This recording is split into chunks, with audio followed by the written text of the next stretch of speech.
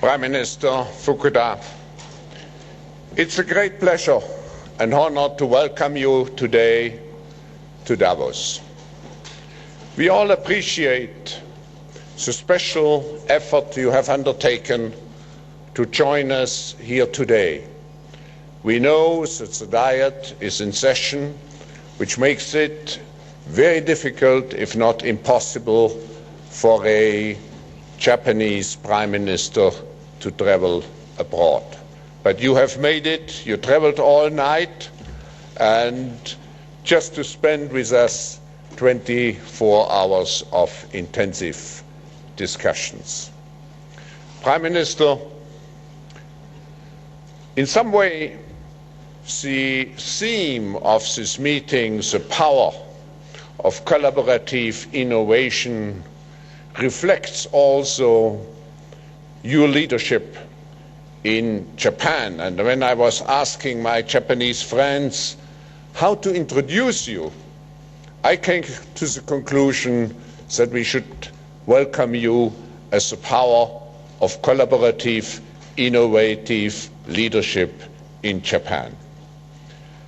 Now, this year, you have also the responsibility for the G8, and you will host the G8 summit later this year.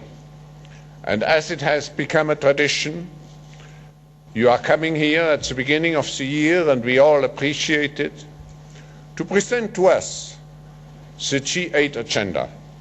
But you are doing it with one objective in mind, not only to integrate the political community, but also the other stakeholders of global society, business, of course, civil society, the media, academia, into the efforts you are undertaking to make this G8 a success. And we all are depending on the success because there are so important, crucial issues for humankind which will be discussed. And I'm pleased that you, Prime Minister Tony Blair, are joining us. It's not only in your capacity as a member of the Foundation Board of the World Economic Forum, but actually many of the topics which will be discussed in Japan at the G8 summit had been originated by you in Gleneagle. So we have here a bridge between the initiative and hopefully very concrete results now in Japan. Please, ladies and gentlemen, welcome Prime Minister Fukuda.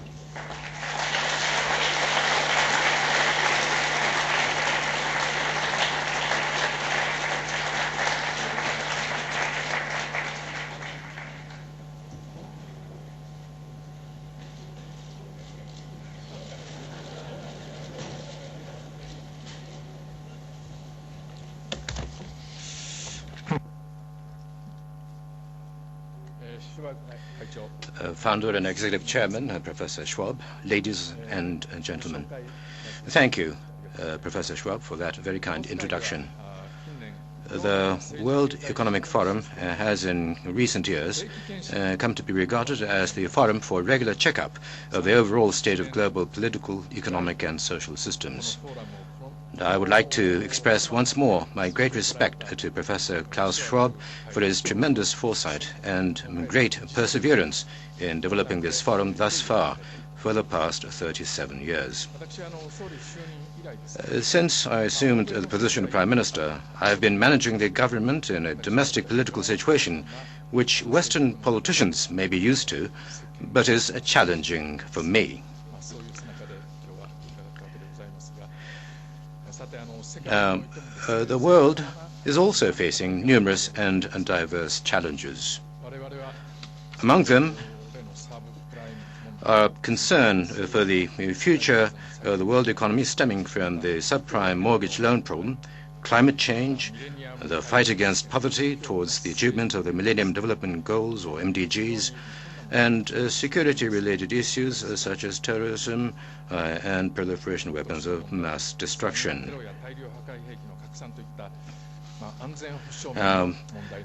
While all of these issues appear quite intractable at first glance, I'd rather embrace them positively, with a belief that humanity will be put on a path toward a higher stage in the process of overcoming them. I would like to take this opportunity to present to you an overview of my thinking regarding how we should respond to various socio-economic issues with a view to the upcoming G8 Hokkaido Toyako Summit in July.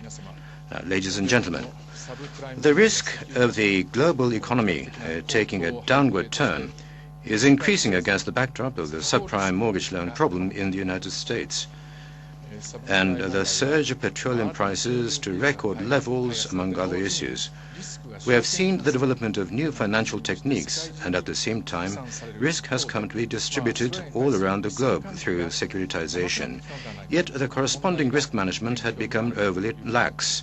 This, I would argue, is the root cause of the subprime mortgage loan problem. I believe that it is necessary for us to engage in discussions on the state of the global economy and financial markets, including what I would call the 21st century style crisis aspect of these problems, so that we can achieve sustained economic growth. Right now, we are in the process of reevaluating various risks.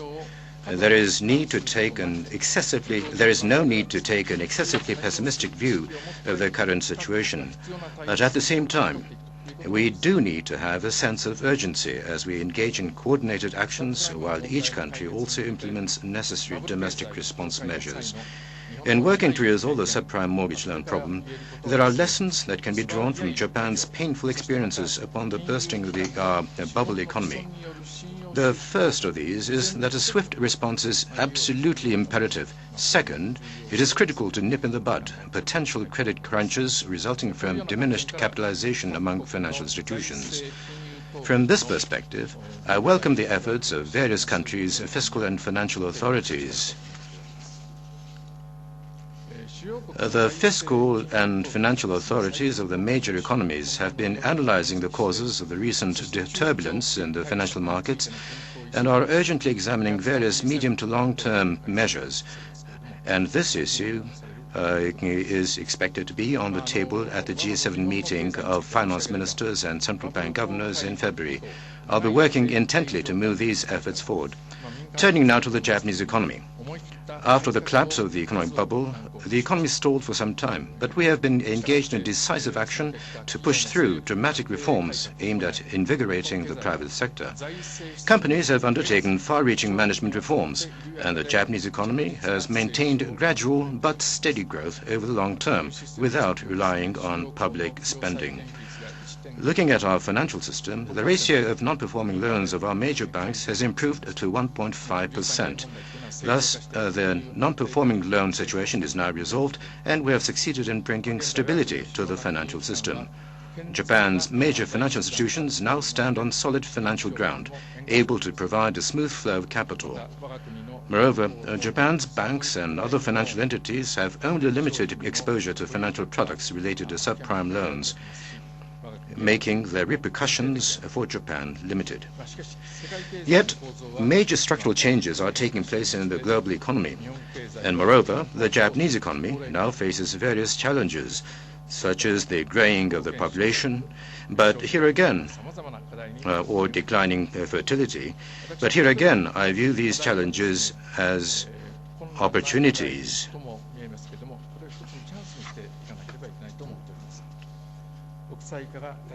We find that there is ample possibility for Japan to enjoy continued growth as well as coexistence with the environment.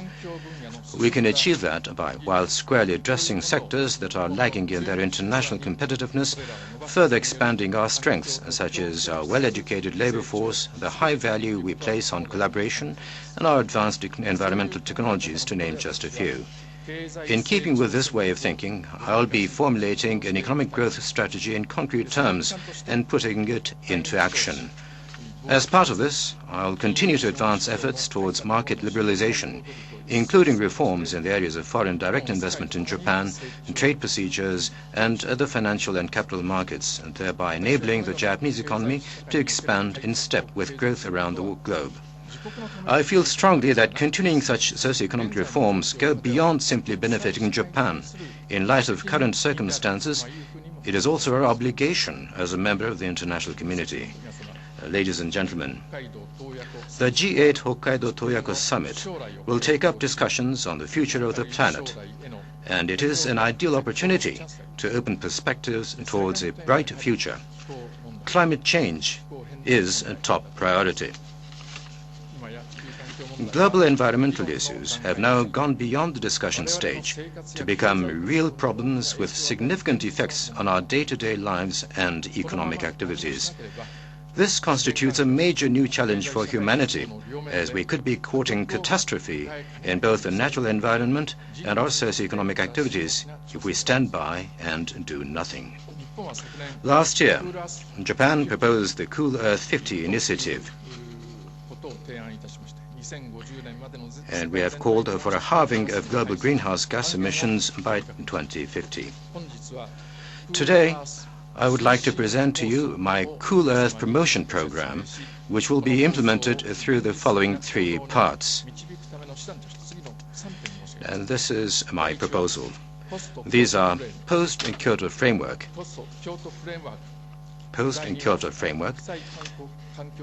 international environment cooperation, and innovation. So these are the three. I'll immediately start working to implement this proposal. First, the post-Kyoto framework. The Intergovernmental Panel on Climate Change, or IPCC, the scientific panel that was awarded last year's Nobel Peace Prize, has warned that if we are to avert a catastrophe, it would require global greenhouse gas emissions to peak out in the next 10 to 20 years and be reduced by at least half by 2050. I call on the United Nations to examine at the earliest possible time strategies and measures to bring about this peak and halving of emissions. At the Bali conference, agreement was reached to aim to establish by the end of 2009 a new framework governing greenhouse gas emissions reductions that would follow upon the Kyoto Protocol now in force. In order to ensure the peaking out of global greenhouse emissions, it is absolutely critical to create a mechanism in which everyone participates, including inter alia all major emitters. As the chair of the G8 summit, I am resolved to take on the responsibility in working towards the establishment of a framework in which all major emitters participate, as well as the setting of fair and equitable emissions target. Within that context, Japan will, along with other major emitters, set a quantified national target for the greenhouse gas emission reductions to be realized from now on. In setting this target, I propose that the equity of reduction obligations be ensured. The target could be set based on a bottom-up approach by compiling on sectoral basis energy efficiency as a scientific and transparent measurement and tallying up the reduction volume that would be achieved based on the technology to be in use in subsequent years. The base year should also be reviewed from the standpoint of equity. Without equity, it will be impossible to maintain efforts and solidarity over the long term. There is no time to lose in addressing climate change. We have a readily available means of taking action without waiting for the agreement on a post-Kyoto framework. And this is the second part of my proposal, international environmental cooperation. It goes without saying that aiming at the most efficient use of energy is now an obligation upon humanity. For the time being, until when innovative technologies that will drastically reduce the emissions of greenhouse gases and become practically available, the whole world must make efforts to maximize the improvement of energy efficiency. Japan is dependent on other countries for its energy resources, and ever since the first oil crisis, Japan has been committed as a nation to energy conservation. Over the last 30 years, we have succeeded in doubling our real GDP without increasing the overall energy consumption of the industry sector. This demonstrates that Japan succeeded in the simultaneous pursuit of both economic growth and environmental protection. One of the actions Japan can take is to transfer high-quality environmental technology to a greater number of countries.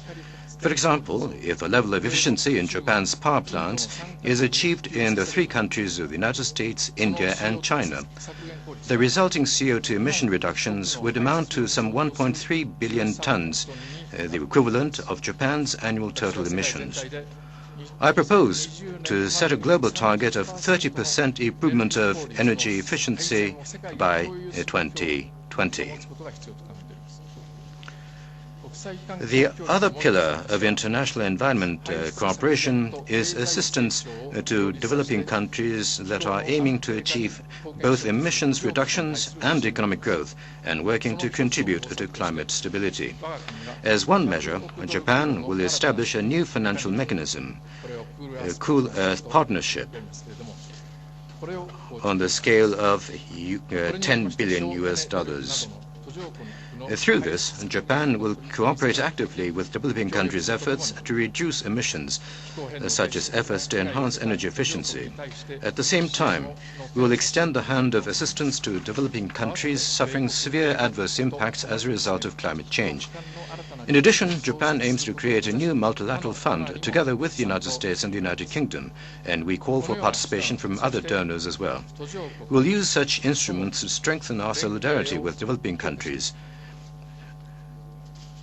and work towards the reduction of greenhouse gases globally. The third part of my Cool Earth program is innovation. This includes the dual aspects of development of innovative technologies and a shift to a low-carbon society. In order to halve greenhouse gas emissions by 2050, it will be absolutely critical that there be breakthroughs in technological innovation. This is a very challenging task, and it will require a tremendous investment in technology. Japan will be accelerating the development of zero CO2 emissions technologies for coal-fired power plants, as well as low-cost, high-efficiency solar power generation technology that can be mounted on rooftops around the world, and green IT, among others. Japan will be emphasizing investment in research and development in the fields of the environment and energy. Over the next 5 years, Japan will be investing approximately 30 billion US dollars in this effort. To add to this, I propose that we formulate an international framework through which we can collaborate closely with international agencies such as the IEA to accelerate technology development and share the fruits of such efforts. Not limiting our efforts to technological measures, I have decided that in order to shift Japan to a low-carbon society, in the near future, we shall undertake a fundamental rethinking of all our societal systems, including our production systems, our lifestyles, and the state of our cities and transportation. We shall seek to expand this low-carbon society both at home and abroad, and play a leading role in transforming the globe into a low-carbon planet. Global environmental problems are the most challenging issues that humanity has ever faced, and there is no question that this battle in which we find ourselves will be a long one. With the United Nations at the center, people from all walks of life and all kinds of stakeholders must summon their wisdom as well as their courage to take on these challenges. Let us be aware that we have no time left. As we will discuss these issues at the G8 Hokkaido Toyako Summit, the summit will be conducted in a thoroughly environmentally friendly manner, including through the use of carbon offsets. What I've just laid out as the Cool Earth Promotion Program is my own initiative as the chair of the G8. I shall seek the cooperation of my colleagues and the other leaders of the G8 to advance further the resolution of these issues at the G8 Summit, which the world is eagerly awaiting. Ladies and gentlemen, another major topic for the G8 Summit is that of development and Africa. I aspire for Japan to contribute to the enhancement of peace around the world as a peace-fostering nation. Japan will be fostering peace by peaceful means.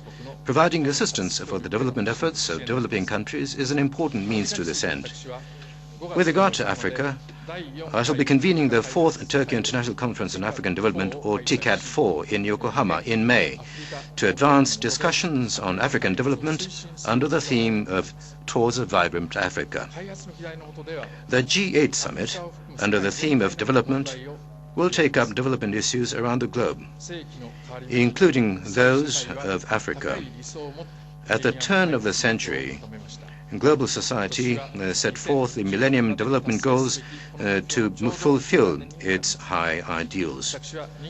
This year marks the halfway point for achieving those goals, which are to be realized by 2015. From the perspective of human security, I intend to focus on health, water, and education at the G8 summit. First of all, I shall touch upon health issues. 8 years ago, when Japan hosted the G8 Kyushu Okinawa summit and invited African leaders to the G8 summit for the first time, we focused our discussions on infectious diseases. Following that summit, Japan worked to establish a global fund to tackle the 3 major infectious diseases. To date, the lives of some 2.5 million people have been saved through the efforts of this fund. However, among the health-related Millennium Development Goals, the issues of safe motherhood and health of children under 5 years of age, in particular, remain serious as before, with some 500,000 pregnant women and 10 million children under 5 years dying annually. Another important issue is the shortage of human resources in the health field. With the aim of changing these situations rapidly and significantly, I propose the advancement of comprehensive cooperation in global health. Such efforts cannot be shouldered by the governments of the G8 alone.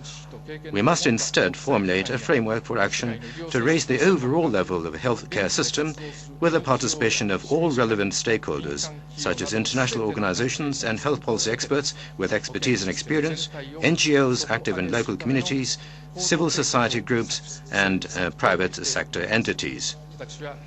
I would like these efforts to become an exemplary model of a new form of international cooperation suited to the 21st century, namely a participatory approach in which all relevant actors participate and collaborate.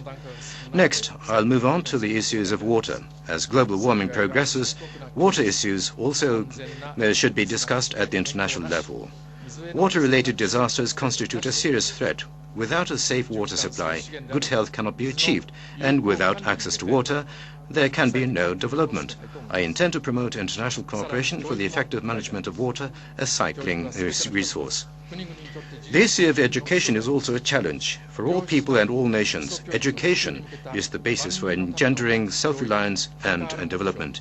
In order to achieve the Dakar Education for All goals, which aim at the expansion of high-quality basic education, it will be necessary to strengthen international collaboration. Japan, for its part, will provide further educational opportunities that can serve as a booster for development, including vocational training and secondary and higher education to people with aspirations. I would now like to turn to African development and discuss some of the topics for the upcoming TICAD meeting. I believe that self-reliance and mutual cooperation are the fundamental principles governing any country's development. Development assistance should be based on self-help efforts by developing countries. As a basic principle, we work to assist in cooperation and with mutual respect to enable self-reliance. Economic growth is absolutely critical in order for sustainable development to be realized. For eradication of poverty in Africa, it will be essential for us to boost Africa's economic growth and support African self-reliance. Through its own initiative, Africa is currently formulating a strategy for enhancing the infrastructure that will form the basis for its future growth. However, the financial resources and institutions necessary to realize these goals are still far from adequate.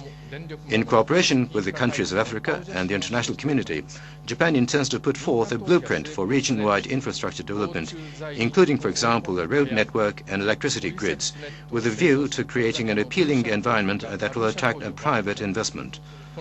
A factory in Arusha, Tanzania, manufacturing insecticide-treated Olisette mosquito nets, provides one example of private investment success. The launch of this factory has resulted not only in employment opportunities for the local people and the generation of greater income, but also a reduction in the malaria infection rate in infants. Thus, it has been contributing to the achievement of the Millennium Development Goals. At the same time, it goes without saying that in order to accelerate growth in Africa, expansion of trade and investment is indispensable. Furthermore, since roughly 70% of the population lives in rural areas, the improvement of agricultural productivity is also critical. For that reason, we will be working to deepen discussions regarding the efforts being undertaken by the countries of Africa in this area and assistance towards these efforts by the international community. I think all of you are familiar with the fruit of the shea tree. The butter that is obtained by processing the nuts is prized as cooking oil, moisturizing creams, and an ingredient in soaps. In rural villages in Ghana, Japan has provided assistance to improve shea butter production techniques, organize the local residents, and train people in the production of high-quality soaps. As a result, Japanese companies have come to start importing this shea butter, leading to high incomes for the local people. This is an excellent example of how the One Village, One Product movement, which supports the production and marketing of local specialty goods, has revitalized local economies at the community level. Last year, here at Davos, Mr. Donald Kaberuka, the president of African Development Bank Group, spoke about replicating the Asian miracle in Africa. Asia's development towards self-reliance is a tribute to the efforts of the people of Asia. Japan acted as a partner, supporting their efforts through assistance for economic growth and the development of human resources. And Japan intends to actively promote South-South cooperation between Asia and Africa on the occasions of the G8 summit and TICAD. Peace is a primary prerequisite for development. Peace building is one of the pillars of Japan's policies as a peace-fostering nation, the concept of which I have been promoting. Japan has already been vigorously working towards cooperation for countries' rehabilitation and reconstruction. Furthermore, we will be extending new cooperation to PKO centers around Africa in order to enhance Africa's own peacekeeping capacities. You can see that this principle of self-reliance and mutual cooperation is exemplified here in very concrete terms, namely that your own peace comes through your own efforts, and Japan supports Africa in its efforts to attain peace. I'll be sharing the results of TICAD 4 with other G8 leaders at the Hokkaido Toyako Summit. Moreover, in the autumn at the United Nations General Assembly, as the chair of the G8 Summit and the host of TICAD, I'll be reporting on the results of these two meetings so as to share them with the rest of the world. Ladies and gentlemen, Professor Schwab, no miracle cure exists for the problems I have discussed here today, nor can these challenges be resolved by any single country on its own. Thus, first and foremost, it is critical that all actors concerned implement steadily the concrete measures to which they have already committed. Japan is a country that has been steadily fulfilling its commitments. In addition, Japan possesses not only the state-of-the-art science and technology that the world needs, but also the track record and experience gained from its success in achieving high rate of economic growth. Japan will exercise leadership rooted in these achievements in the interest of enhancing the stability and prosperity of the international community. It is my view that the key phrase for taking on the new challenges that have emerged in the 21st century is participatory approach. We need to bring about collaboration among governments, the business sector, civil society, and academia by achieving synergies among countries and among individuals. And Davos symbolizes exactly that. Those present today are trailblazers who have put such collaboration into practice. With your kind cooperation, I am determined to work hard to fulfill my responsibilities as the G8 chair of this year. And thank you very much for your kind attention.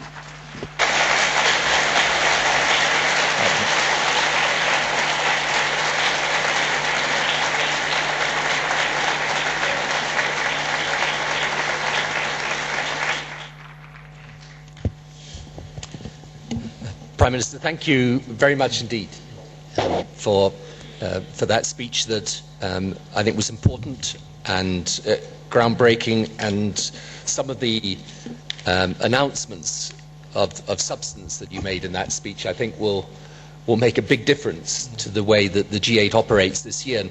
And obviously I see a line going from the G8 in Gleneagles in 2005 to the G8 hosted by Japan this year, and thank you very much indeed for outlining your agenda for it. I've got 3 questions. The first is this. I mean, it is great news that Africa and the Millennium Development Goals are going to be at the center of the G8 agenda this year. You outlined some of the measures that you want to take. In respect of infectious diseases, conflict resolution, education, I mean, how do you see this being taken forward by Japan for this year's G8?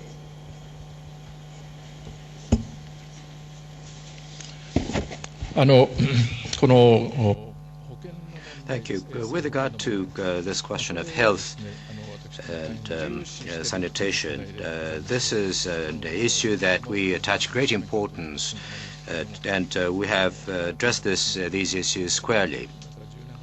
About 10 years ago, Japan advocated the philosophy of human security, and we have an organization called JICA, Japan International Cooperation Agency, and we have Madame Ogata here, who heads the organization, and that organization has been advancing this philosophy of human security very steadily.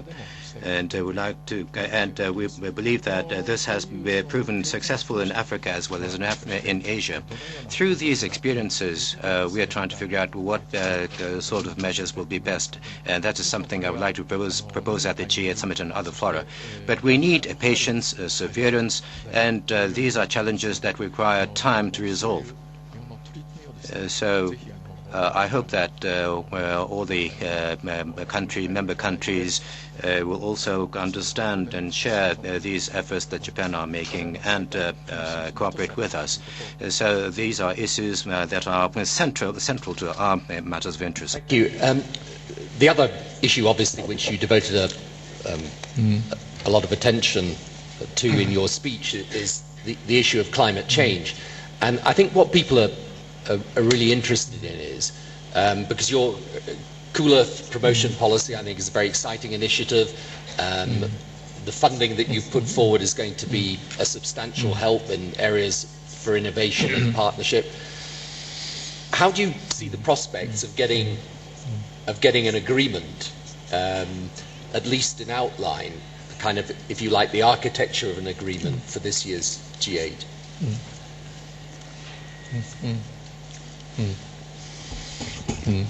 Well, yes, it is.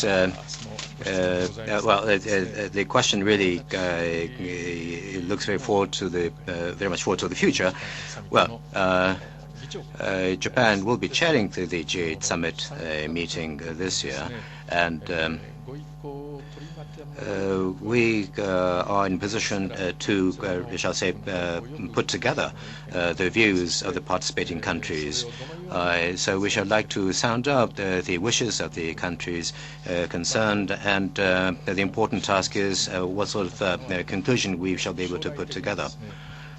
Now, for the future, we have a long-term perspective, long-term target of halving greenhouse gas emissions by 2050. That is what I mentioned. And well, what sort of process do we take towards that goal? We shall engage in discussions with the countries concerned, and we should engage not just the G8 countries, but also developing countries, because they also have problems, and we therefore would like to listen carefully and understand their issues and understand their circumstances, and then cooperate with the G8 countries in order to reach an agreement. But we have, of course, the question of setting future goals. That is an important task. But also we have to think about what to do today and tomorrow. In other words, what we need to do immediately to reduce emissions. What can we do today?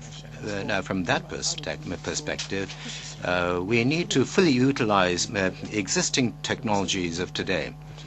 And in that respect, as I mentioned in my earlier presentation, we need to, first of all, try and spread the current technologies to various countries concerned in order to improve energy efficiency and reduce emissions. That, I believe, will be a first step towards a realistic solution of the problems. So we would like to present these technologies to countries around the world as much as possible. Thank you, Prime Minister. The final question I've got is actually on global terrorism and the position of leadership that Japan's taken on this issue in recent years. I mean, how do you think Japan can contribute to the struggle against this type of terrorism, and how can it contribute also to the peace building that has to go alongside it?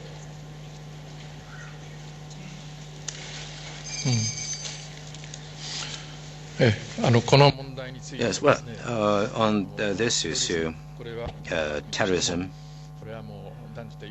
Japan certainly never can forgive terrorism, and with that perspective, we've been cooperating with the United States and with the United Kingdom, and to the extent we can contribute, we have made earnest efforts. Now, recently, we had to, because of legal situation, withdraw our refueling operations in the Indian Ocean. But we now, with the new legislature, have enabled the departure of our fleet to the Indian Ocean again. And in order to eradicate terrorism in Afghanistan and Iraq, improvement of civil life is very important, and we are cooperating in that area as well. JICA, that is led by Madame Ogata, has been active in Afghanistan for that purpose, in fact, with several members, staff members. So we need to address the current existing terrorism issues, and we certainly need to strive and address those problems. But at the same time, we need to consider what sort of people, experts will be required for peacekeeping operations or peace cooperation. And in that area, we would like to develop human resources that can contribute. We haven't been doing that, but we shall continue to do that, and quantitatively and qualitatively, we should like to expand these efforts. Through these efforts,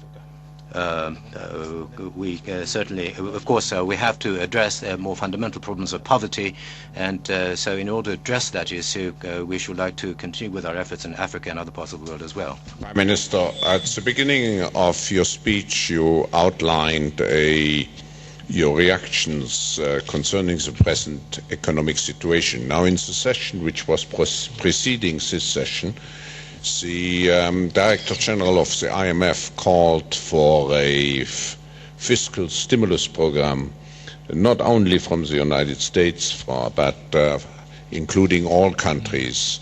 How would you react to this request of the IMF Director General?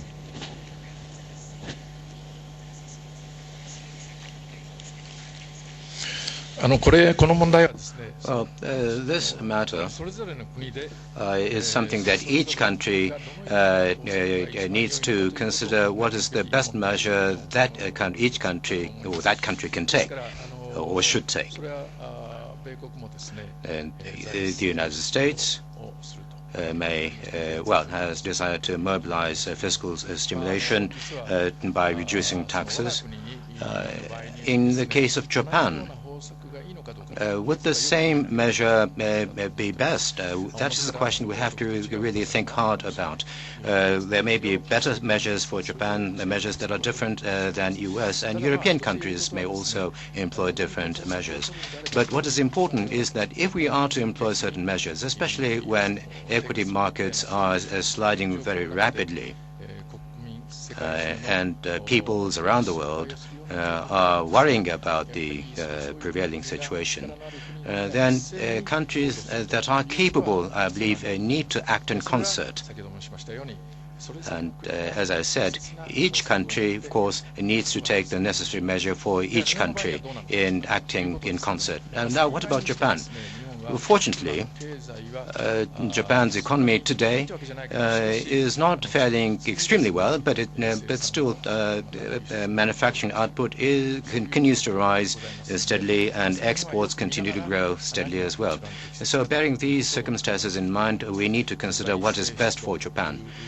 Fiscal mobilization may be one idea, but reflecting the current economic situation, we need to think of more measures that will allow a more steady expansion of the Japanese economy. And I think measures to firm up the foundation for Japanese economic growth will be best.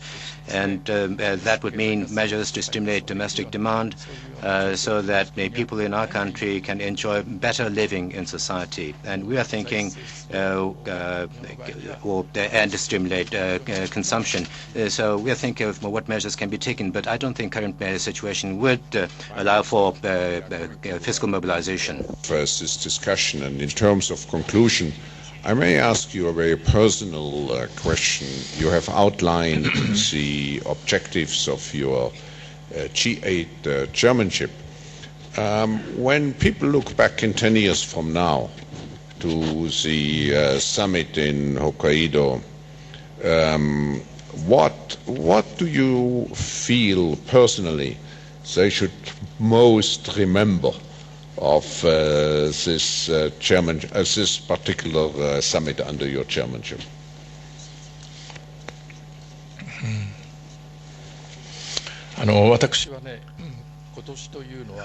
This year, well, perhaps last year was so as well, but especially this year, I believe, is a major turning point.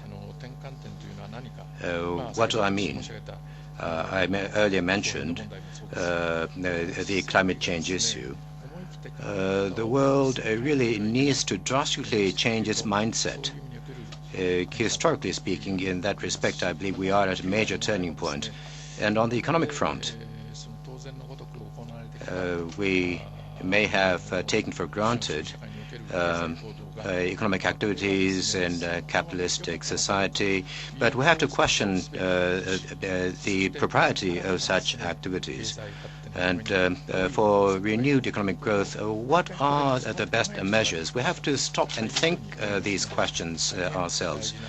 So in that respect, I think this year is going to be a very important year. The global community, of course, is faced with the problems of terrorism and others matters that bear on our security, including these as well as other issues. I think this is a year when we all need to pull together our wisdom. It's a turning point in that respect. Gentlemen, we are here. We have listened to the objectives. We have to provide the Prime Minister and the G8 with all our support, because the issues which are at stake are not only of an intellectual interest. I think they are in the interest of ourselves and particularly of our children. So please join me again in thanking the Prime Minister and in expressing our appreciation for having come here today to present to us the G8 agenda. Let's also express our support for all those goals: climate change, Africa. Thank you.